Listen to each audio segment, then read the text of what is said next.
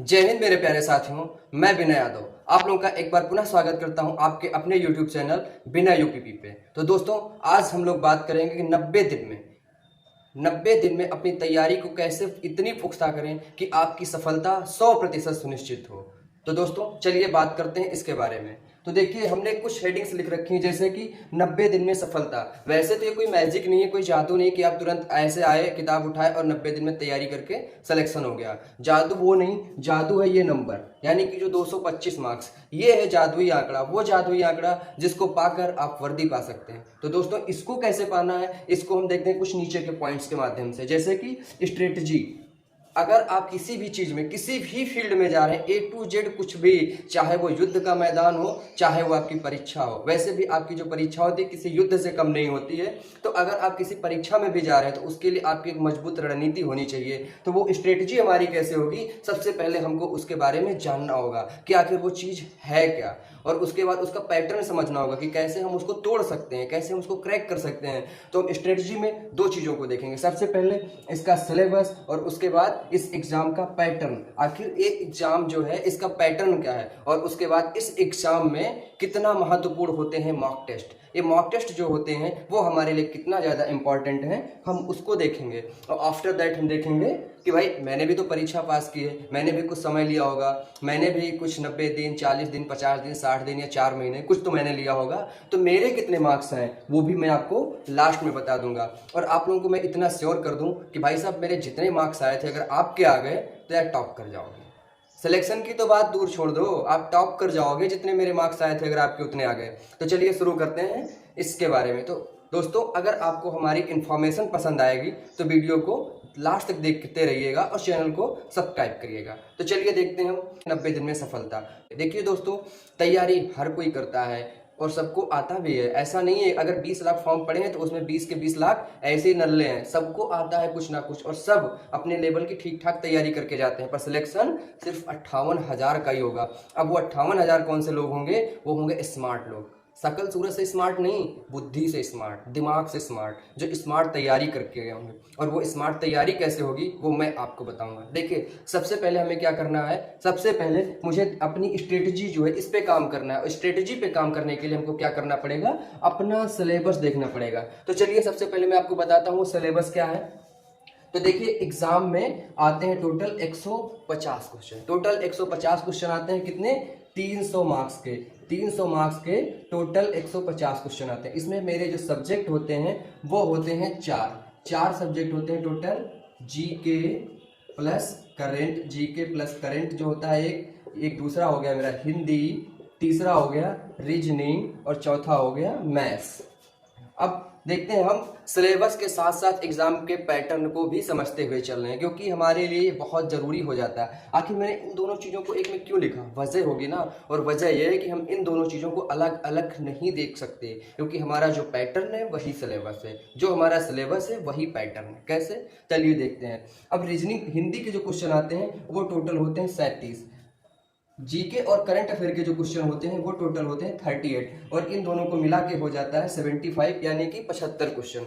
अब बचे 75 क्वेश्चन, तो वो 75 क्वेश्चन आते हैं इधर से, रीजनिंग और मैथ्स से। अब मैथ्स के जो क्वेश्चन होते हैं, मैथ्स का जो पोर्शन होता है उसमें टोटल 38 क्वेश्चंस होते हैं। टोटल 38 क्वेश्चंस होते हैं, लेकिन इसमें जो मैथ्स के क्वेश्चन होते हैं वो कभी 18, कभी 20, कभी 21 ऐसे करके होते हैं। तो हम एवरेज 20 मान के चलते हैं। कितना? 20 एवरेज मान के चलते हैं मैथ्स के क्वेश्चन का। तो इसमें के जो बचे 18 क्वेश्चन वो कहाँ जाएंगे?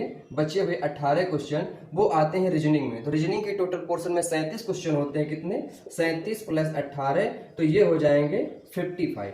तो 55 क्वेश्चन हो जाते हैं रीजनिंग के। अब आप लोगों को पूरा गणित, पूरी क्रोनोलॉजी समझ में आ गई होगी यहीं से कि हमारे लिए सबसे ज्यादा इंपॉर्टेंट क्या है। आखिर हम किस चीज को सबसे ज्यादा पढ़ेंगे जो हमको सबसे अच्छे नंबर मिलेंगे। अब दोस्तों, सबसे ज्यादा स्कोरिंग सब्जेक्ट जो हमारा हो जाता है वो हो जाती है हमारी रीजनिंग।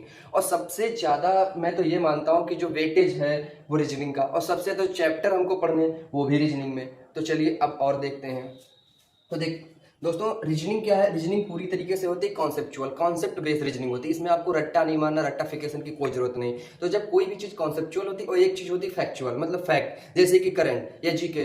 अब जीके में फैक्ट है तो है, अब उसको बदला नहीं जा सकता, स्टैटिक जीके है तो है, उसको नहीं बदला जा सकता। लेकिन जब हम बात रीजनिंग की करेंगे, तो यहाँ पर आप अगर एक बार किसी कॉन्सेप्ट को समझ लेंगे तो उस कॉन्सेप्ट पे चाहे एक क्वेश्चन आए, चाहे 10 आए, चाहे 50, आप सॉल्व कर लेंगे। लेकिन आप अगर पढ़ लेंगे कि बाबर ने लड़ाई कब लड़ी इब्राहिम लोदी से, तो बस आप एक ही क्वेश्चन सॉल्व करेंगे, दूसरा क्वेश्चन नहीं सॉल्व होगा जीके में कि बाबर ने इब्राहिम लोदी से कब लड़ाई की, तो इब्राहिम लोदी ने बाबर से लड़ाई कब की, ये कुछ नहीं होना। तो दोस्तों हमारे लिए सबसे ज्यादा जरूरी जो हो जाता है वो हो जाती है रीजनिंग। रीजनिंग के 55 क्वेश्चंस हमारे पास होते हैं, यानी कि 110 नंबर के ये क्वेश्चन होते हैं, और ये समझ लीजिए हमारे एग्जाम की संजीवनी है। जितना ज़्यादा मजबूत हमारी रीजनिंग होगी, मैं तो हमेशा आप लोगों से कहता हूँ कि आप रीजनिंग, हिंदी, इन दो सब्जेक्ट को एकदम घोट जाइए, एकदम घुट्टी बना के पी लीजिए, और उसके बाद मैं देखता हूँ कि सिलेक्शन कैसे नहीं होता। क्योंकि उसके बाद आपके 18 से 20 क्वेश्चन मैथ के आएंगे, और वो 18 से 20 क्वेश्चन में से 15 क्वेश्चन आपके अर्थमेटिक के होंगे, और उसमें से 13, 14, 12 क्वेश्चन आप आराम से टीप देंगे। बचते हैं कितने, 5 से 6 क्वेश्चन जो आपके होंगे 2D 3D से, यानी कि एडवांस मैथ के 2-3 क्वेश्चन तो उसमें से भी कर देंगे। यानी कि मैथ से अगर आप 15 क्वेश्चन कर दे रहे हैं, रीजनिंग से आप 55 में से अगर 50 क्वेश्चन कर दे रहे हैं, और आती है उसके बाद हमारी हिंदी, यहाँ पे आपको कितना मिलता है, 37 क्वेश्चन आपको मिलता है, यानी कि 37 क्वेश्चन मिलता है। और इन 37 क्वेश्चन में से अगर आप 35, 33 या 32 कर दे रहे हैं, कौन आपको बाहर कर पाएगा? है किसी में हिम्मत? चलिए जोड़ के मैं बता देता हूं आपको कैसे। देखिए अगर हम रीजनिंग के मान लें 33 क्वेश्चन, हिंदी के अगर हम 33 क्वेश्चन मान लें, रीजनिंग से हम आपके 50 क्वेश्चन मान लें, और मैथ से हम आपके 15 क्वेश्चन मान लें, जरा जोड़ के देखिए कितना हो जाएगा। ये हो जाएगा लगभग आपका 98 क्वेश्चन जब आप इन 3 पोर्शन से कर लेंगे, तो आपको क्या लगता है यार, अगर आप नॉर्मली लूसेंट पढ़ लेंगे जीके के लिए, नॉर्मली लूसेंट पढ़ लेंगे भाई साहब, तब भी आप यहाँ से 12 से 15 क्वेश्चन तो कर देंगे, 12 से 15 कर देंगे, और 98 + 15 कितना हो जाता है, 113 क्वेश्चन हो जाता है भाई साहब। 113 दूना 226 होता है, और हमने कितना मैजिक नंबर लिखा, 225 नंबर लिखा। आ गया ना वो मैजिक नंबर, आ गया ना वो जादुई आंकड़ा, और इसी जादुई आंकड़े को तो पाना है। उसके बाद कौन आपको बाहर कर सकता है? वर्दी आपकी और आपके कंधे पर राइफल, चलिए ड्यूटी करिए भाई। तो और क्या चाहिए? तो बस सबसे ज्यादा जरूरी है अपने सिलेबस को, अपने एग्जाम के पैटर्न को समझना। ये तो मैंने आपको एग्जाम का सिलेबस समझा दिया आपको। अब चलिए देखते हैं कि कैसे आपको इसको अचीव करना है, कैसे इसको हासिल करना है। तो देखिए ये भी कोई बड़ी बात नहीं है, एकदम आसान है, सिंपल है। देखिए अभी हमारे पास जो टाइम बच रहा है वो है अक्टूबर, नवंबर, दिसंबर, 3 महीने का टाइम है, और हमने अभी कुछ नहीं पढ़ा, एकदम 0 लेवल पर हम हैं। तो हम क्या करेंगे, सबसे पहले एक मॉक टेस्ट, जो कि मैंने ऑलरेडी मेंशन कर रखा कि मॉक टेस्ट हमारे लिए कितना जरूरी है। तो ऐसा नहीं कि हम कुछ नहीं जानते, अगर हम तैयारी करने बैठे हैं, इट मीन्स कुछ ना कुछ तो मुझे जरूर पता होगा, कम से कम बेसिक क्लियर होगा। अगर हमारा बेसिक भी नहीं क्लियर है तो एक हम लेके आएंगे मॉक टेस्ट लाएंगे। हम मॉक टेस्ट से अपना सारा कुछ चैप्टर, पहले इसका सिलेबस निकाल लेंगे जो कि मैंने पहले आपको बताया, फिर हम मॉक टेस्ट लाएंगे, और पहले दिन बैठेंगे एक मॉक टेस्ट लगाएंगे बिना कहीं से चीटिंग के, ईमानदारी के साथ। फिर दूसरा मॉक टेस्ट लगाएंगे, फिर हम तीसरा मॉक टेस्ट लगाएंगे, और उसके बाद हम चौथा मॉक टेस्ट लगाएंगे।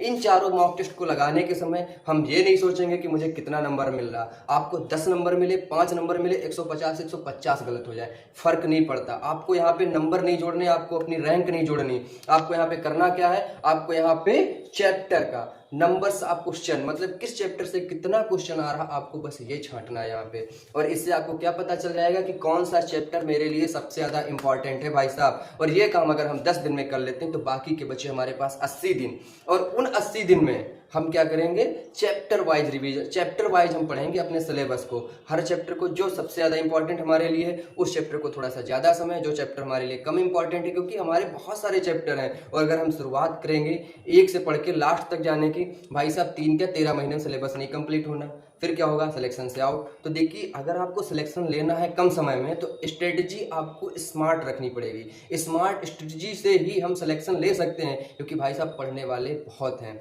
तो हम अक्टूबर, नवंबर, दिसंबर, इन 3 महीनों में अपने सिलेबस को कवर करेंगे मॉक टेस्ट के थ्रू। जैसे जैसे हमारा सिलेबस कवर होता जाएगा, जब हम अगला मॉक टेस्ट देंगे तो हमारा स्कोर भी इंक्रीज होगा, और साथ साथ ये चीज भी होगी कि हम उस चीजों पे, जैसे कि हमने 2-4 मॉक टेस्ट देख लिए कि हमको किस चीज पे ज्यादा फोकस करना है, और फिर देखेंगे आपका जो नंबर होगा एकदम बूम करेगा, बूस्ट करेगा वो नंबर, और आपके अंदर ऐसा कॉन्फिडेंस आएगा कि आपने हल कर लिया। आपने एग्जाम क्रैक कर लिया और उसके बाद आप आराम से उसी वे में चलते चले जाएंगे, उसी वे में चलते चले जाएंगे। अब जैसे रीजनिंग की आपको स्ट्रेटजी क्या होनी चाहिए, मैंने अपने मतलब इसी चैनल पे एक वीडियो बना रखी है, आप लोग वहां से जाके देख लीजिएगा, उसका जो है लिंक डिस्क्रिप्शन में आपको मिल जाएगा। ऐसे करके मैं हिंदी की, मैथ्स की, जीएस की, सबकी स्ट्रेटजी वीडियो भी बना दूंगा कल परसों तक, आप लोग उनको देख लीजिएगा। तो दोस्तों उसके बाद आ जाता है कि मॉक टेस्ट हमारे लिए जरूरी कितना है। तो देखिए जो मॉक टेस्ट होता है, मॉक टेस्ट ना कि सिर्फ हमारी प्रैक्टिस कराता है, साथ साथ में ये हमको टाइम मैनेजमेंट। देखिए जब वहाँ पे हम 2 घंटे के लिए बैठते हैं, घर पे मेरे पास 2 घंटा मतलब बहुत टाइम होता है, लेकिन जब हाथ में पेपर और OMR सीट होती है तो वो 2 घंटे ना ऐसे चलते हैं, खरगोश की रेस की तरह खट खट खट खट भागते हैं, टाइम का पता नहीं चलता। तो मॉक टेस्ट हमारा टाइम मैनेजमेंट करने के लिए बहुत ज़्यादा रोल अदा करते हैं, बहुत ज़्यादा इंपॉर्टेंट है, और साथ में हमारा कॉन्फिडेंस लेवल बढ़ाने के लिए। तो दोस्तों मॉक टेस्ट हमारे लिए बहुत ज़रूरी है। अब वो आप चाहे जिस प्रकाशन के दीजिए मतलब लगाइए, मैं आपको बाउंड नहीं करा कि फला प्रकाशन के लगाइए, क्योंकि जो भी बुक होती हैं सब अच्छी होती हैं, लेवल की होती है। बस आप लोग जाएंगे जब बुक स्टेशन पे, बुक स्टॉल पे, तो आराम से कोई अच्छी बुक देख के एक मॉक टेस्ट ले लीजिए, 10 12 15 मॉक टेस्ट उसमें होने चाहिए, उनको लगाइए। प्रीवियस ईयर के क्वेश्चन पेपर जो है उनको डाउनलोड कर लीजिए, उनको लगाइए। अब बात करते हैं मेरे नंबर्स की। तो देखिए भाई साहब, मेरा जो था बेसिक कंप्लीट था और मैंने मात्र 30 से 35 दिन ही पढ़ाई की, इससे ज़्यादा मैं पढ़ाई नहीं की, और मैं आपको ईमानदारी से बता रहा हूँ। और मेरे जो मार्क्स थे वो थे 246 नंबर, 246 से भी कुछ नंबर ज़्यादा था मेरा। तो मेरे टोटल 246 में मतलब मैं 246 कहता हूँ कि मेरे 246 नंबर थे। तो दोस्तों अगर इतने नंबर आप लोग पा जाएंगे, देन मुझे लगता है कि फिर उसके बाद आपको कौन बाहर कर सकता है भाई, टॉप भी कर जाएंगे। टॉप 5000 के अंदर तो आपकी रैंक आ ही जाएगी, तो भाई टॉपर ही हो है। तो आप 246 को टारगेट मत करिए, आप 225 को टारगेट करके चलिए, और ये आपका सेफ स्कोर होगा, आपका ये सेलेक्टिव स्कोर होगा, सिलेक्शन पाने वाला स्कोर होगा। तो दोस्तों यहाँ तक की जो तैयारी है आपको इसी के थ्रू करनी, एक अपनी मजबूत रणनीति, मजबूत स्ट्रेटजी, और उसके बाद में मॉक टेस्ट। ये 2 ऐसी चीजें हैं, ये समझ लो कि आपकी तैयारी के दाहिने और बाएं अंग है। अगर आपकी स्ट्रेटजी, आपका एग्जाम पैटर्न, आपका सिलेबस आपका दाहिना अंग है, तो मॉक टेस्ट आपका बायां अंग है। अगर आप पूरा सिलेबस कवर करके तैयारी करते हैं तो आपकी सिर्फ 55% ही तैयारी होगी, बाकी की बची रेस्ट ऑफ 45% जो है आपकी प्रिपरेशन है वो आपकी मॉक टेस्ट से होगी।